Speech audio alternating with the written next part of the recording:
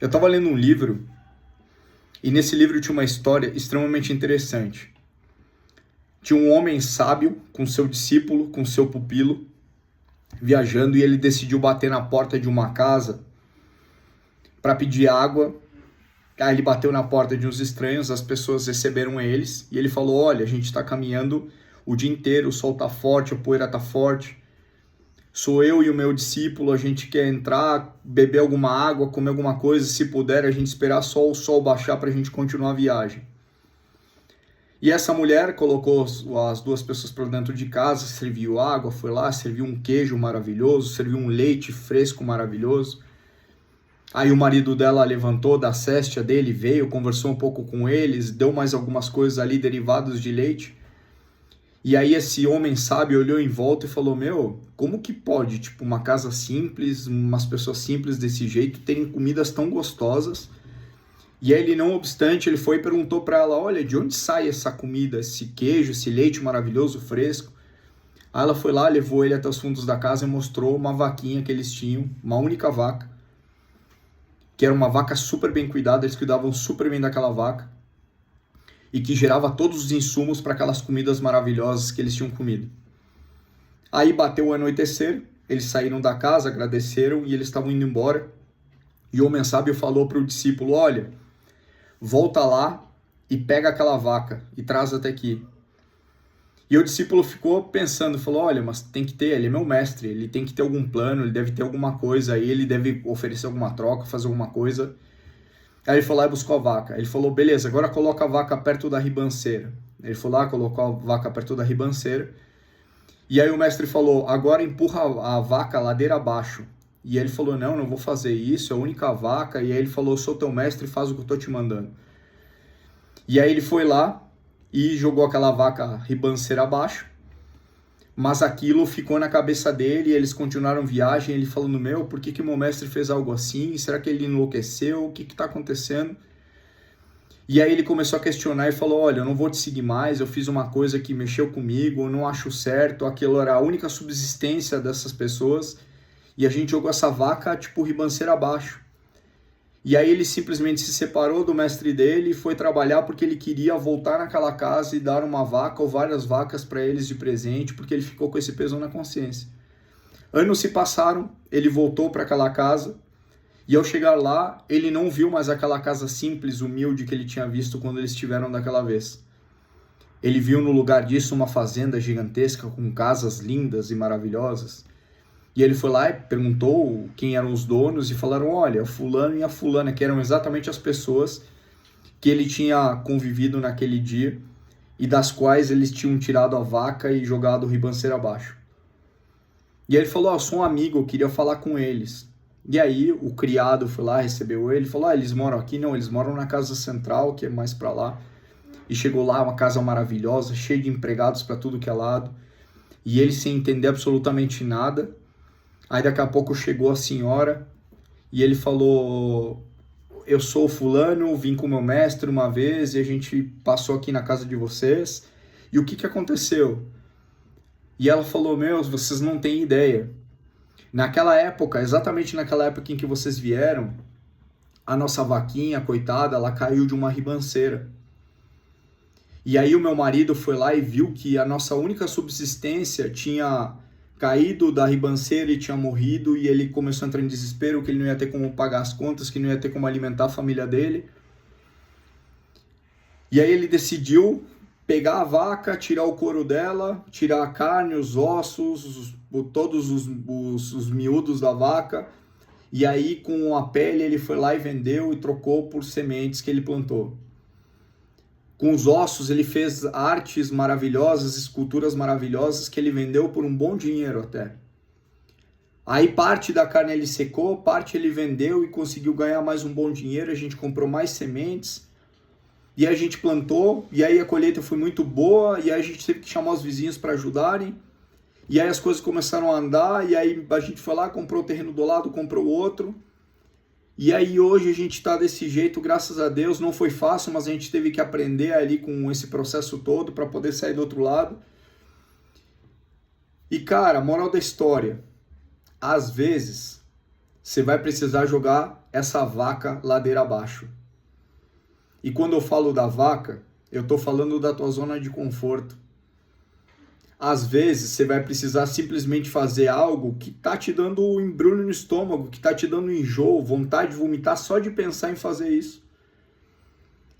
Várias vezes, eu não estou te falando para fazer isso, várias vezes me aconteceu de eu simplesmente ter alguma visão de alguma coisa e falar, cara, eu vou apostar nisso.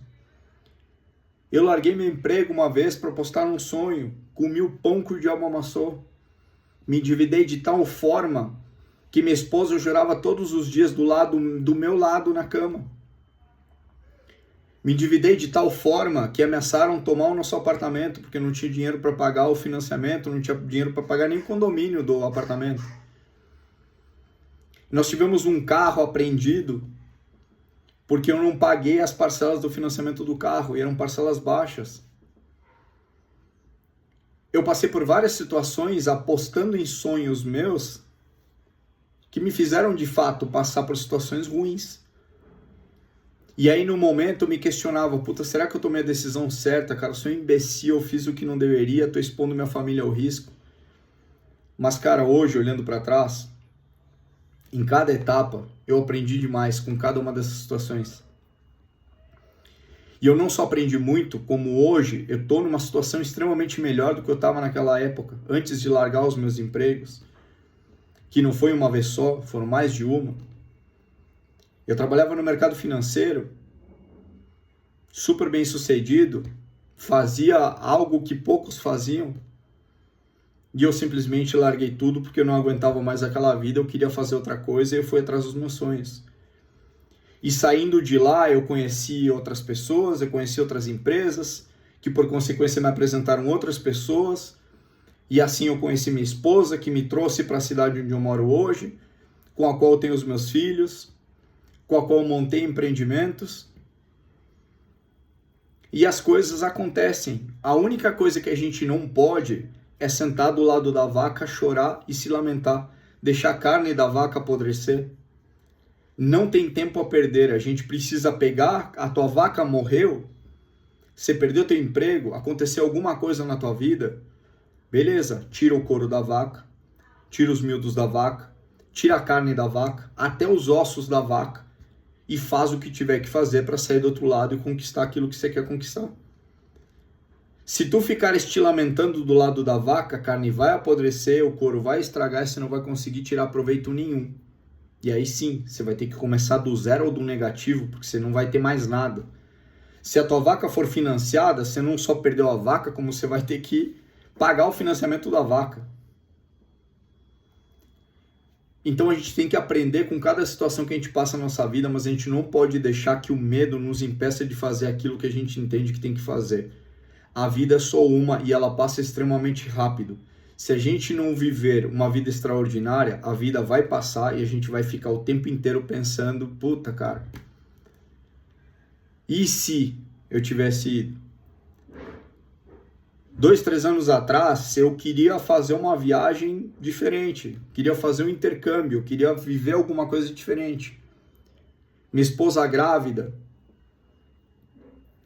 e me incentivando, e eu pensando, puta, eu vou fazer 30 dias, 15 dias, vou fazer um intercâmbio, porque eu precisava do inglês, porque eu queria me destacar no meu trabalho, porque eu queria abrir possibilidades fora do Brasil.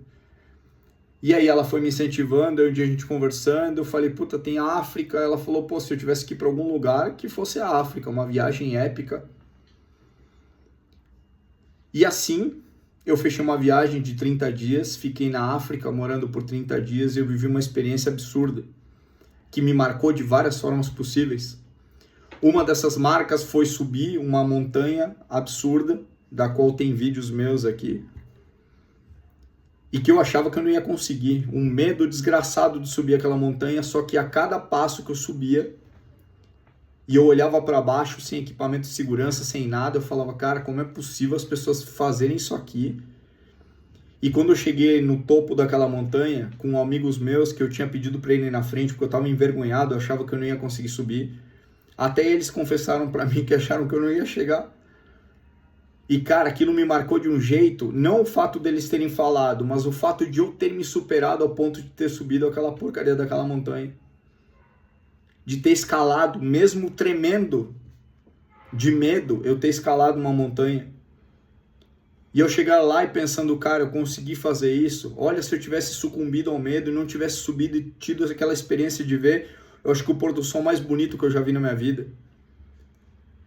E voltei para o Brasil pensando, cara, eu preciso viver o extraordinário. E eu só vou viver o extraordinário se eu perder o medo de escalar a porra da montanha. Porque muitas vezes você vai olhar para aquilo e vai falar, cara, não dá, é demais para mim. Mas, cara, você só vai ganhar experiência fazendo aquilo. Nada vai te preparar para subir uma montanha do que subir a própria montanha.